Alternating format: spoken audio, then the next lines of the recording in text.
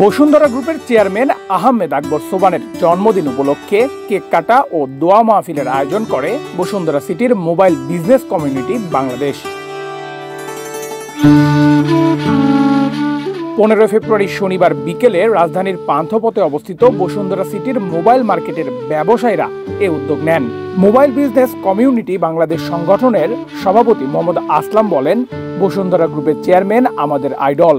ওনার মতো শিল্পপতি এবং ওনার মতো উদ্যোক্তা, ওনার মতো সাহসী এবং আমরা ব্যবসায়ীরা ওনাকে আইডল মনে করি। বিদায় ওনার দীর্ঘায়ু কামনা করে আজকে আমরা একটা দোয়ার আয়োজন করেছি। বসুন্ধরা সিটির মোবাইল মার্কেটে কেনাকাটা শেষে এক দোয়া মাহফিলের আয়োজন করা হয়।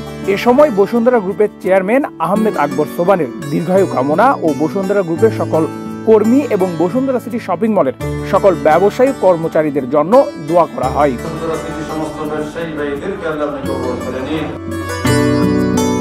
নেহাল আহমেদ প্রান্ত, বাংলাদেশ প্রতিদিন।